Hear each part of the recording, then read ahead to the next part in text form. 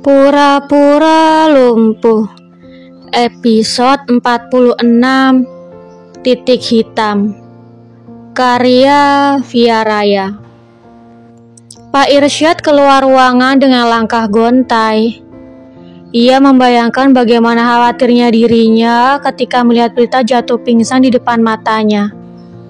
Ia membopong tubuh Prita berlarian menyusuri koridor sekolah menuju parkiran. Setelah itu, ia membaringkan tubuh Prita di kursi penumpang dan bergegas menginjak pedal gas menuju rumah sakit terdekat.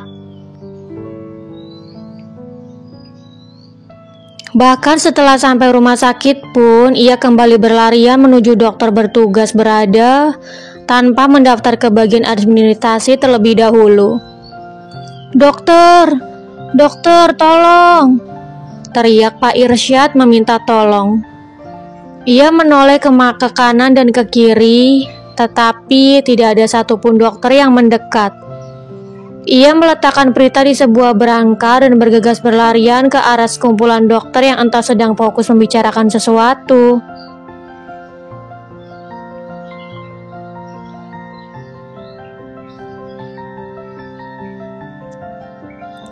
"Sialan, kalian itu dokter atau ibu-ibu tukang ngerumpi sih, ha?" bentak Pak Irsyad melupakan statusnya sebagai seorang guru. Guru itu menarik kerajas kebesaran seorang dokter berusia 40 tahunan dan menyeretnya dari belakang.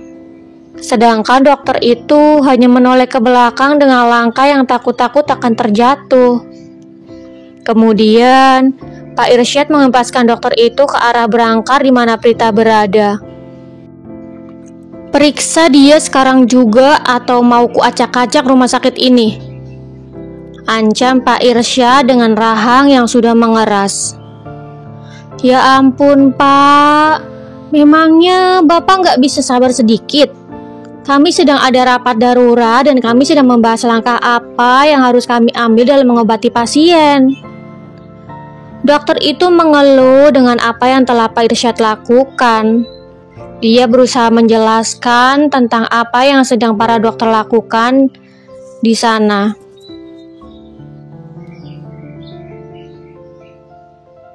"Saya nggak peduli. Kalau kalian sedang membahas sesuatu yang penting, seharusnya kalian berada di ruang rapat, bukannya berkumpul di koridor tanpa menghiraukan pasien lain yang sedang membutuhkan. Kenapa kalian nggak jadi ibu-ibu tukang gosip saja sekalian?" hardik Pak Irsyad kesal. Dokter itu terlihat menelan ludah mendengar penuturan lawan bicaranya. Benar apa yang Pak Irsyad katakan.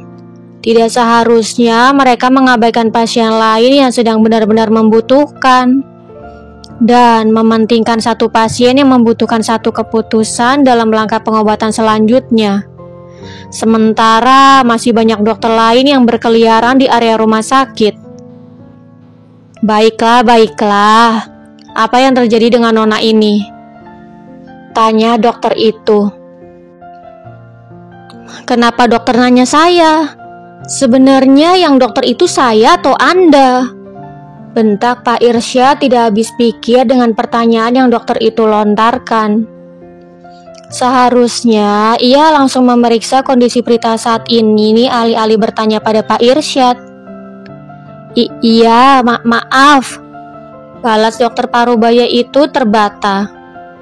Ia bergegas memasangkan stetoskop di telinganya dan mulai memeriksa keadaan Prita saat ini. Dokter Parubaya itu memeriksa pupil mata Prita dengan sebuah senter untuk memastikan apakah pupil mata Prita membesar atau tidak. Kemudian ia memeriksa detak jantung dan beralih memeriksa ke bagian perut. Melihat Prita yang terlihat sangat muda membuat dokter itu memastikannya beberapa kali bahwa diagnosanya benar dan tidak ada kesalahan.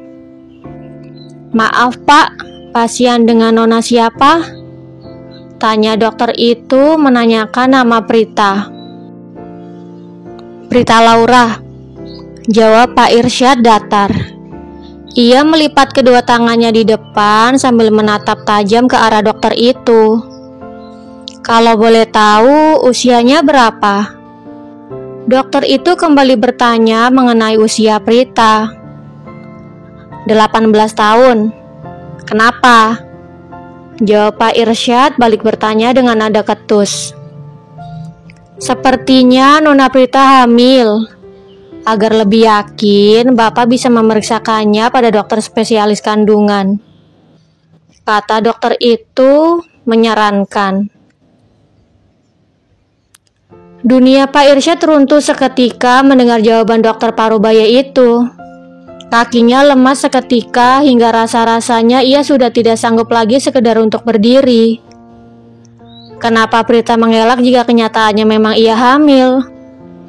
Pak Irsyad meluru ke lantai, meraup wajahnya dengan kasar dan bangkit berdiri sambil menyugar rambutnya. Apapun yang terjadi, keselamatan Prita jauh lebih penting daripada perasaannya saat ini.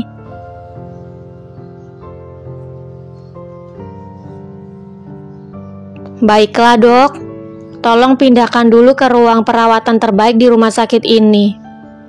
Setelah itu, bawa dokter spesialis kandungan untuk memeriksanya. Pinta Pak Irsyad lemah. Akhirnya, Prita pun dipindahkan ke ruang perawatan yang hanya ada dia seorang di dalam ruangan tersebut. Sepertinya ruang kelas atas yang hanya dihuni oleh kalangan atas saja. Tidak lama kemudian, muncullah seorang dokter cantik dengan aura meneduhkan. Karena sudah mendengar penjelasan dari dokter sebelumnya, tanpa basa-basi, ia langsung memeriksa Prita dan menyeret alat untuk memeriksa janin di perut Prita. Dokter cantik itu menaikkan baju Prita, mengoleskan gel di gagang transducer, kemudian ditempelkannya di bagian dinding perut atas atau bawah. Ia menggerakkan gagang transducer dengan gerakan memutar, dengan mata yang tertuju pada layar monitor USG. Di sana terlihat dengan jelas bahwa terdapat kantung plasenta, yang menandakan bahwa ada sebuah kehidupan yang tumbuh di rahim Prita. Janin itu baru terlihat seperti titik hitam dan usianya baru menginjak 3 minggu. Setelah itu, ia memencet tombol yang berfungsi untuk memotret hasil USG. Ia mengambil tisu untuk membersihkan perut Prita dari gel tadi. Selamat karena sebentar lagi Anda akan menjadi seorang ayah. Ucap dokter cantik itu memberi selamat pada Pak Irsyad. Untuk kedua kalinya, Pak Irsyad bagi disambar petir. Ia benar-benar merasa hancur, sehancur-hancurnya menjadi debu dan tertiup angin hingga tak tersisa. Ia hampir saja terjatuh jika tidak berpegangan pada ujung ranjang pasien. Ia tertatih-tatih melangkahkan kakinya dan duduk di kursi. Ia tidak menghiraukan ucapan dokter sampai dokter itu keluar. Pak, maaf ini foto hasil USG calon anak Bapak. Berhubung usia calon ibu masih sangat muda dan hamilnya juga masih muda, diharapkan agar tidak melakukan aktivitas apapun yang akan membuatnya kelelahan. Dilarang melakukan hal-hal berat dan dilarang keras mengangkat beban berat. Bila perlu, calon ibu istirahat total agar kondisinya benar-benar pulih. Tutur dokter itu menasehati agar Prita tidak pingsan lagi secara tiba-tiba. Kalau begitu, saya izin permisi. Lanjut dokter cantik itu meletakkan hasil foto USG di meja dan keluar. Setelah dokter itu keluar, barulah Pak Irsyad bereaksi.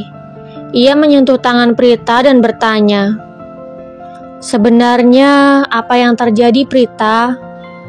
Kenapa kamu bisa hamil? Siapa yang berani menghamili kamu?" Tanya Pak Irsyad bertubi-tubi. Kembali pada keadaan saat ini. Dokter, tolong pasien yang baru saja dipindahkan ke ruang perawatan. Sepertinya dia mengalami pendarahan. kata Pak Irsyad setelah bertemu dengan dokter kandungan yang sebelumnya memeriksa Prita. Tanpa menjawab ucapan Pak Irsyad, dokter cantik itu pun langsung menuju ruangan Prita dengan langkah besar. Pak Irsyad memimpin jalan hingga sampai di depan ruang perawatan.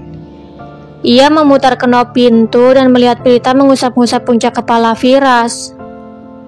"Jangan nangis, Om. Aku baik-baik aja kok. Cuman sakit sedikit doang," kata Prita berusaha menenangkan. Ia terus saja mengusap kepala Firas. Melihat Prita begitu peduli terhadap Firas, membuat Pak Irsyad mengurungkan niatnya untuk kembali masuk ke dalam. Ia mempersilahkan dokter masuk dan ia hanya menunggunya di luar. "Dokter masuk saja biar saya menunggu di luar," kata Pak Irsyad. "Loh, Bapak kan suaminya," sahut dokter cantik itu mengernyit heran. Ia sama sekali tidak berpikir kalau Pak Irsyad hanya seorang guru yang menolong Prita. Pak Irsyad menggeleng pelan dan mengangguk meminta agar dokter sesegera mungkin masuk ke dalam.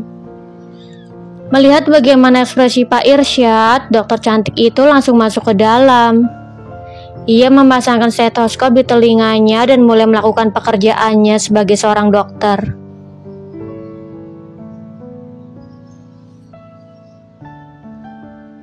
Kandungan Ibu Prita sangat lemah, tapi beruntung karena kondisi janin baik-baik saja. Saya akan meresepkan obat penguat janin agar kejadian seperti ini tidak terulang lagi, kata dokter cantik itu sambil melepas stetoskop dan memasukkannya ke dalam saku jas kebesarannya. "Ingat, Ibu Prita tidak boleh banyak pikiran, tidak boleh lelah dan harus istirahat total," kata dokter cantik itu mengingatkan. Sama seperti yang saya katakan sebelumnya pada suami Ibu Prita, setelah pulang dari rumah sakit, Ibu Prita tidak boleh melakukan aktivitas berat seperti mengangkat beban berat. Itu sangat tidak dianjurkan. Lebih baik Ibu Prita bed rest selama mungkin agar kondisi ibu dan janin cepat pulih, lanjut dokter cantik itu. "Maaf dok, saya mau mengoreksi. Saya suami Prita dan laki-laki yang memanggil dokter barusan itu hanya guru di sekolah istri saya," kata Firas tidak suka. "Maaf Pak, berarti dari tadi saya sudah salah paham. Tunggu sampai suster datang mengantarkan obat. Kalau begitu saya permisi," pamit dokter cantik itu. Sementara di luar, Pak Irsyad melebarkan telinganya mendengar kata suami dan istri yang terucap dari mulut Firas. Itu artinya Prita dan Firas sudah menikah. Seperti itulah pemikiran Pak Irsyad saat ini. Jadi selama ini ia meminta istri orang untuk berjuang bersamanya. Astaga, apa yang sudah aku lakukan? Aku sudah menyanyiakan Prita hingga ia lelah dan menyerah. Bahkan sampai menikah dengan orang lain. Lirih Pak Irsyad menyesal telah mengabaikan perasaan Prita selama ini. Melihat pintu terbuka, Pak Irsyad bergegas berdiri dan menghampiri dokter. Ia bertanya mengenai keadaan Prita saat ini. Setelah memastikan Prita baik-baik saja, ia melangkahkan kakinya pergi keluar area rumah sakit dan pulang ke rumahnya. Tidak ada alasan baginya untuk tetap tinggal, karena orang yang ia harapkan bisa kembali mencintainya sudah tidak mungkin lagi baginya untuk diperjuangkan. Ia berjalan di trotoar melupakan bagaimana caranya ia datang ke rumah sakit. Ia melupakan mobilnya yang terparkir di basement rumah sakit. Tiba-tiba, hujan deras membasahi bumi seakan-akan merasakan luka Pak Irsyad yang begitu dalam. Dengan langkah terhuyung, ia keluar dari area trotoar dan turun ke jalan raya. Suara klakson terus bersahutan, tidak ia hiraukan. Ia terus saja berjalan hingga ke tengah jalan. Ia hanya menoleh ke belakang dan mencoba menutupi wajahnya dengan punggung tangannya karena lampu mobil yang menyilaukan. Hingga pada akhirnya terdengar suara seperti mobil yang sedang diadu. Bersambung. Jangan lupa untuk like, komen, share, subscribe, dan tekan tombol lonceng untuk mendapatkan notifikasi episode selanjutnya. Terima kasih.